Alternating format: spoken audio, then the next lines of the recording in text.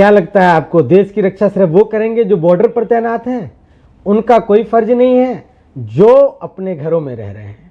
जी नहीं, दोनों का फर्ज बराबर बनता है। जो घर में रह रहे हैं उनका भी, जो बॉर्डर पर तैनात है उनका भी।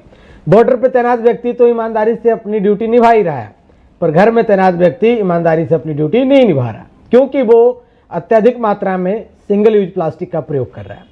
आज इस बहुत महत्वपूर्ण विषय जो कि say no to plastic bag, single use plastic के बारे में मैं बातचीत करने के लिए मेरे साथ हैं भारतीय जनता पार्टी के वरिष्ठ नेता और होशियारपुर के पूर्व सांसद डॉक्टर अविनाश राय खन्ना जी। सर बहुत बहुत स्वागत है आपका। धन्यवाद बजरंगी जी, आपने इस महत्वपूर्ण इशू पर मेरा पॉइंट ऑफ व्यू लेने के लिए जो समय रखा है उसके लिए मैं आपके चैनल का भी और आपका बहुत बहुत धन्यवाद करता हूँ। सर मैं चाहता हूँ कि सबसे पहले आप अपने मुखारविंद से हमारे दर्शकों को ये बताइए कि जो सिंगल यूज प्लास्टिक है ये पर्यावरण के लिए कितना नुकसानदेह है? देखिए, जो प्लास्टिक है वो डिज़ोल्व नहीं होता। जहाँ भी प्लास्टिक रुक गया वहाँ सांस लेना, वहाँ पानी का नीचे जाना, ये सब रुक जाता है और प्लास्टिक गलता भी नहीं है। तो अगर भाई ज़मीन पे खड़ा हो गया तो ज़मीन खराब हो जाएगी। अगर जैसे हमने देखा है कि बहुत सी बेसहारा गौएं और पशु सड़कों पे चलते हैं, अगर उन्होंने खा लिया तो उनका नुकसान होगा। अगर जैसे ये गुब्बारे हैं, कई बार हम देखते हैं कि बच्चे खेलते खेलते गुब्बारा फट जाता है, उसके कारण भी कई बार बच्चों के मुंह में वो चला जाए, उसका भी नुकसान है। तो इसलिए सिंगल यूज प्लास्टिक जो है वो जिसको हम एक बार यूज़ करते हैं उसका बहुत बड़ा नुकसान है और हमें धीरे धीरे इस बात के लिए जागरूकता फैलानी चाहिए कि हम लोग इस सिंगल यूज प्लास्टिक को यूज़ ना करें।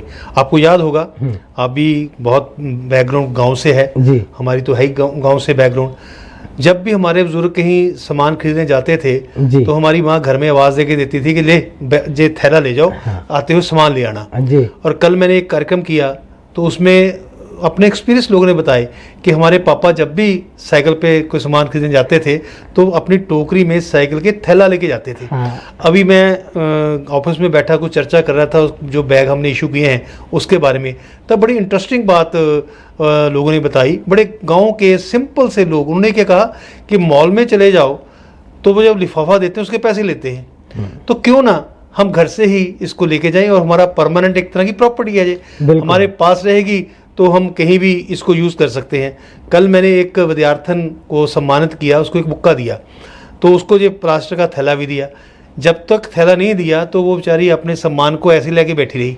जैसे थैला मिला तो उसने अपना सम्मान उसमें डाल लिया और कहा अंकल मैं कहीं भी जाऊंगी तो मैं इस थैले को अपने साथ लेके जाऊंगी। तो इसलिए हम लोग धीरे धीरे इस बात को अगर अपनाएं तो इसमें कोई बड़ी प्लानिंग की जरूरत नहीं है, कोई योजना बनानी है, कोई खर्चे करने हैं, कोई फर्क नहीं।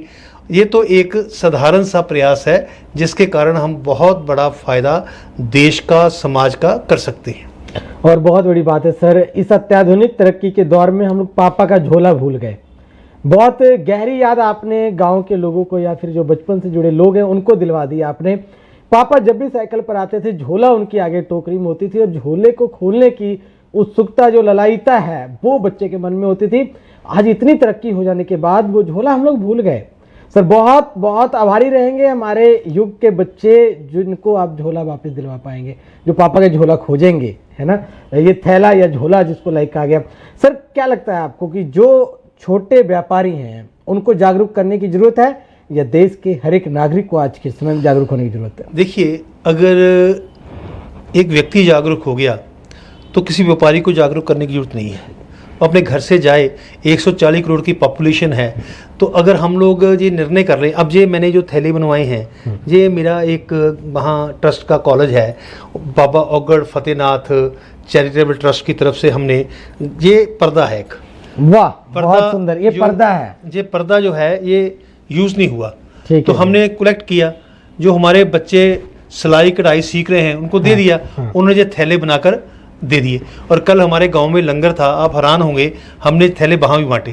तो जितने लोग प्लास्टिक के लिफाफों से लंगर लेके जा रहे थे उन्होंने वो कैरी बैग जो थे इसको यूज किया, तो इसमें वो अपना लंगर जो है वो लेके गए। कई लोगों को आपने पॉलिथीन में लंगर ले जाने से रोक लिया इस बार। बड़ा पॉलिथीन नहीं, छोटे पॉलिथीन में डाला, लेकिन बड़े पॉलिथीन में वो इसको ही झोले का प्रयोग। हाँ, अब कल मैं आपको बात बताऊं तो जब मैंने ये थैले बांटे तो एक हमारे सज्जन ने कहा जी मैंने तो कोठी नहीं बनाई है, तो मेरे तो पर्दे कोई मेरा काम करने वाला नहीं ले रहा था। अच्छा। तो मैंने कहा नहीं रहता हम इस जनता के यूज में लाएंगे। पर्दे हैं, बेडशीट्स हैं, तो हम उससे ये थैले बना के लोगों को देते हैं और कम से कम ये 100 थैला हमने अभी इस सीजन में बांटा है। इस स्टार्टअप में जो ये शुरुआत की गई इसमें कम से कम 100 थैले आप वितरण करेंगे। और सर क्या लगता है आपको कि सरकार को भी, या केंद्र सरकार हो या राज्य सरकारें हो, उनको भी पॉलीथीन को पूर्ण रूप से बैन कर देना चाहिए, बनना ही बंद हो जाना चाहिए? देखो ऐसा है, कई चीजें परमानेंट बैन करने में मुश्किल होगी, उनका अल्टरनेटिव नहीं हो पाता जी। अब जहाँ जहाँ हम सिंगल यूज प्लास्टिक को कम कर सके हमें वहाँ अपना प्रयास करना चाहिए, जैसे ये थैले बनाने का मैंने प्रयास किया है। दूसरी मैं एक बात बताऊं, देश के प्रधानमंत्री ने एक स्लोगन दिया था, no to single use plastic. तो उसका एक इम्पैक्ट रहा लोगों में भी, जनता में भी। इसका हम क्या अल्टरनेटिव करें? अब आप हैरान होंगे कि अब शताब्दी में सफर किया होगा, वंदे भारत में सफर किया होगा, बिल्कुल, तो उसमें 1 लीटर पानी की बोतल मिलती थी। पहले बड़ी बोतलें मिलती थी जो अब छोटी मिलती थी। मैंने फिर प्रयास किया, शताब्दी की लड़ाई तो मैंने 8 साल लड़ी, तो वंदे भारत तो मैंने एक सिर्फ चिट्ठी लिखी, उसके बाद हो गया। अब देखिए कितना सिंगल यूज प्लास्टिक कम हुआ है, पानी भी बचा जी, और सिंगल यूज प्लास्टिक। अब मैं निवेदन करूंगा कि हम लोगों को कुछ इनोवेटिव आइडिया से इस प्लास्टिक को कैसे हम रीयूज करें बिना नुकसान किए हुए वातावरण का। अब एक सॉलिड बोतल बनाकर, जैसे एक बोतल है प्लास्टिक की, उसमें रैपर जो है प्लास्टिक के वो डाल के वो सॉलिड बना लो, और जितने भी हम लोग अपने गांव घर में बनाए हुए हैं, गार्डन बनाया हुआ है, उसकी जो बाड़ करनी है हम उससे कर सकते हैं। राइट। और दूसरा, कई जगह डेकोरेशन जो है वो करते हैं कि प्लास्टिक की दीवार जी, वो प्लास्टिक बॉटल्स को एक दीवार बनाकर उसमें कर देते हैं डिजाइन बना के, तो एक वो अट्रैक्शन का कारण भी बन जाती है। दूसरा, वो प्लास्टिक जो है वो कहीं धरती के ऊपर आती भी नहीं है, वो कभी गलती भी नहीं है, खराब भी नहीं, इसलिए वो प्लास्टिक का जितनी बड़ी दीवार होगी वो प्लास्टिक की बोतलें जो हैं हम लोग वहां पर फिट करके, प्लास्टिक का भी यूज हो गया, प्लास्टिक वहां भी नहीं गई और बोतल में बंद होकर वो एक दीवार में लगे, सुंदर सा डिजाइन बना के उसको हम लोग कर सकते हैं। युवाओं को इसमें कैसे जोड़ेंगे, क्या प्लान लेकर चल रहे हैं, योजना क्या है कि युवाओं की भागीदारी बढ़े इसमें? देखो, सबसे पहले तो जो मैंने थैले बनाए युवाओं ने ही बनाए हैं, जो हमारी बच्चियां हैं। दूसरा, बजरंगी जी एक बात मैं कहूँगा, मैं 60 के ऊपर हो गया हूँ, तो हमने तो अपने एक एज का जो पार्ट है उसको पूरा कर लिया है। जो आने वाली मुश्किल है वो जो भी होगा वो हमारे युवा पीढ़ी को होगी। तो युवा पीढ़ी को आज ही जागरूक होकर जितनी भी बुराइयां हैं, जितने भी चैलेंज हैं, उन सब के साथ लड़ने के लिए उनको सक्षम होना पड़ेगा।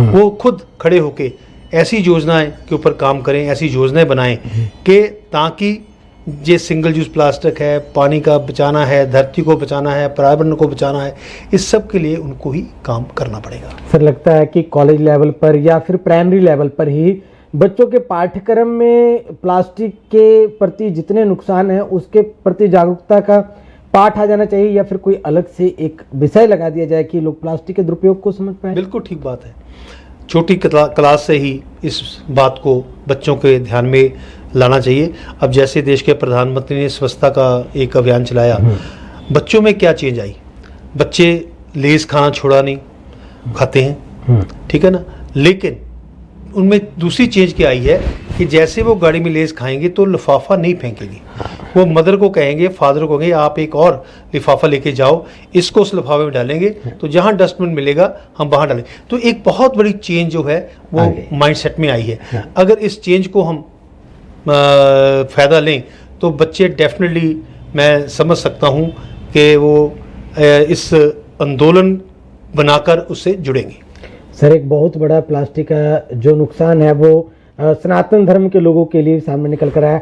ओम पर्वत का बर्फ इस बार पिघल गया 19,000 फीट ऊंचाई पे उत्तराखंड में, और जिसे देखने के लिए जो मणि महेश यात्री जाते थे वो स्पेशल ओम पर्वत देखने भी जाते थे, और वहाँ इस बार बर्फ नहीं जम पाई, जो कि हम लोगों के अत्यधिक पॉलीथीन का नुकसान है, क्लाइमेट चेंज का एक बड़ा बड़ा संकेत है। सर, युवाओं को अंत में या फिर देश भर के लोगों को क्या कुछ अपील करना चाहेंगे, कैसे वो अपने घर के पर्दों को, घर के पेंट को एक झोले में तब्दील कर पर्यावरण को मजबूत कर सकते हैं, सुरक्षित कर सकते हैं? सबसे पहले मैं जो जितनी भी धार्मिक संस्थाएं हैं उनको और समाज के सभी लोगों को एक रिक्वेस्ट करता हूँ, हम अपने शादियों के कार्ड, हम अपने कार्यक्रमों के कार्ड जब देने आते हैं तो वो प्लास्टिक के लिफाफे में बंद होते हैं। वो कार्ड तो 1-2 सेकंड के लिए देखना होता है, डेट नोट करनी है, जगह नोट करनी है, समय नोट करना है, वो तो 1 सेकंड में हो जाएगा। लेकिन जो प्लास्टिक में हम देते हैं तो आप समझिए कि कितना बड़ा नुकसान हमने अपने इस धरती का किया है।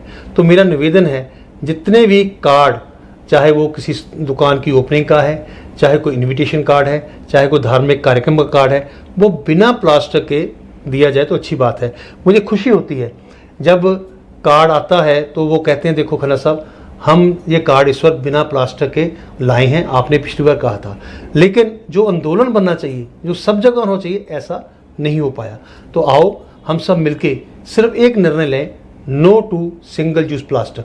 बहुत बड़ा काम हम लोग घर बैठे बैठे देश का कर देंगे। ना इसमें पैसा खर्च होगा, ना इसमें समय लगेगा, ना कोई प्लेटफॉर्म तैयार करना होगा। सिर्फ अपने आप को बदलना होगा, अपने मन में ये बात लानी होगी कि मैं आज से प्लास्टिक का यूज नहीं करूंगा।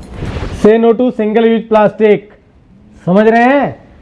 तो इसको अपने जीवन में उतारिए, अमल में लाइए, और हाँ, एक बार प्रयोग होने वाले प्लास्टिक से दूरी बना लीजिए, क्योंकि ये सिर्फ आपके जान के लिए खतरा नहीं है, कई बेजुबान जानवर इसके कारण अपनी कीमती जान को गंवा रहे हैं।